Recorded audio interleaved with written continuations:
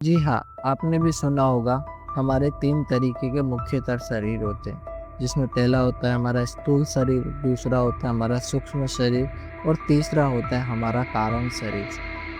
अब ये होता क्या है?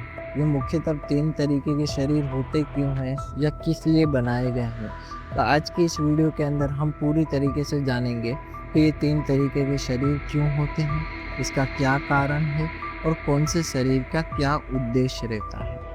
हमारी जो सोल है या हमारी जो आत्मा है, जब वो इस धरती पे आती है यानी वो जीव आत्मा बनती है, तब उसके अंदर कुछ कवरिंग्स रहती है। वो कवरिंग्स मेन रहती हैं आत्मा की, जीवात्मा की और भी बहुत सारी हमारे ज्ञान की कवरिंग्स रहती है। जो कुछ इनविजिबल तत्व रहते हैं, वो सारे हमारे शरीर में रहते हैं। तो जब हम किसी व्यक्ति को देखते हैं जो हमें ऊपर से दिखाई देता है, तो हम उसे स्थूल शरीर बोलते हैं। स्थूल शरीर यानी फिजिकल बॉडी। इसके भीतर एक सूक्ष्म शरीर है जो इससे बारीक है पर दिखता नहीं है।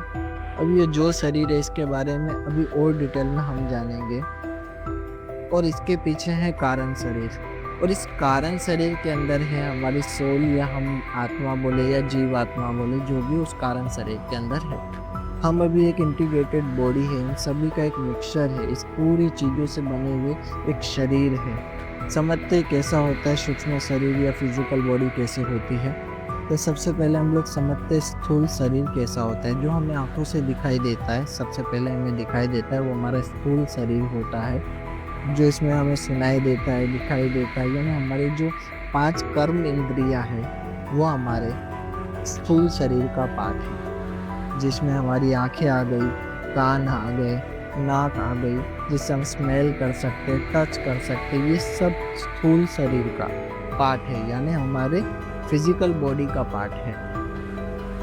ये जो हमारा स्थूल शरीर रहता है ये 5 तत्वों से मिलकर बना होता है, और इसमें 5 कर्म इंद्रियां होती है, जिससे हम टच कर सकते हैं, स्मेल कर सकते हैं, महसूस कर सकते हैं, फील कर सकते हैं। इसके बाद आता है इसके अंदर जो सूक्ष्म शरीर है। सूक्ष्म शरीर बिल्कुल ऐसा ही होता है जैसा आपका फिजिकल बॉडी है, लेकिन वो सूक्ष्म तरंगों से बना होता है। वो दिखता नहीं है, लेकिन वो उसी की तरफ प्रभावी होता है।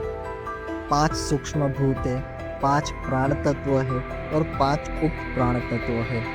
इसमें 5 तरह के प्राण तत्व होते हैं और 5 ज्ञान इंद्रियां होती हैं। जो कर्म इंद्रियां हैं वो बाहर हैं, जैसा कि हमने प्रीवियस समझा कि हम टच कर सकते, स्मेल कर सकते या फील कर सकते। ये सारी हमारी कर्म इंद्रियां हैं।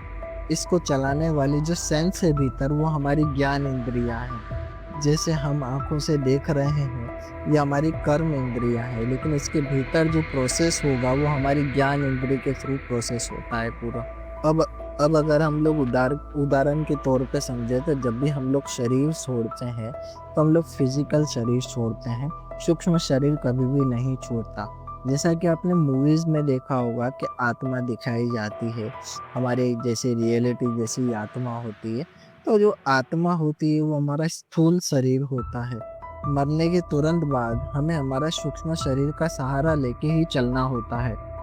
तो सूक्ष्म शरीर में फीलिंग्स सारी होती है, लेकिन किसी भी कार्य करने के लिए कर्म इंद्रिय नहीं होती। यानी उसके अंदर फीलिंग्स होती है खाना खाने की, लेकिन खाना खाने के लिए उसके पास कर्म इंद्रियां नहीं होती, यानी मुंह नहीं होता है, जीभ नहीं होता है। उसके अंदर फीलिंग्स होती है खाने की, टेस्ट की फीलिंग्स होती है, लेकिन कर्म इंद्रियां नहीं होती है। इसी के लिए आपने देखा होगा कई लोग जब शरीर छोड़ देते हैं और भूत प्रेत योनि में जाते हैं, तब आपने देखा होगा कि उनकी बहुत बुरी हालत होती है। वो कुछ भी खाने के लिए मांगते हैं या कुछ एक्सीडेंट करते हैं या बहुत सारी ऐसी प्रक्रिया होती है। तो जो हिंदू धर्म में जो एक शास्त्र है जिसे अघोर तंत्र बोला जाता है, अघोर तंत्र के अंदर क्या किया जाता है, ऐसी अतृप्त आत्माओं का इस्तेमाल करके कोई भी कार्य कराया जाता है। सिमिलरली देवताओं के भी शरीर होते हैं, वो भी सूक्ष्म शरीर है, दिखते नहीं है, लेकिन वो तृप्त आत्मा है।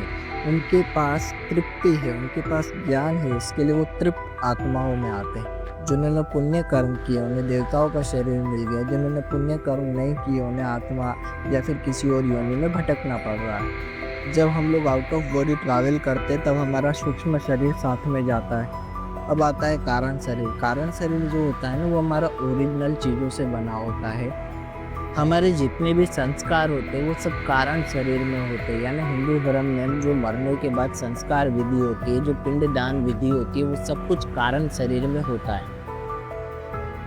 कारण शरीर में हमारे सारे कर्म प्रकट होते हैं। जैसे कि उदाहरण के तौर पे अगर आपके किसी कारणवश अगर आपको कोई बीमारी होनी है या किसी कारणवश आपका कोई एक्सीडेंट होना है, तो सबसे पहले आपके कारण शरीर में आएगा, कारण शरीर से फिर आपके फिजिकल शरीर में आएगा।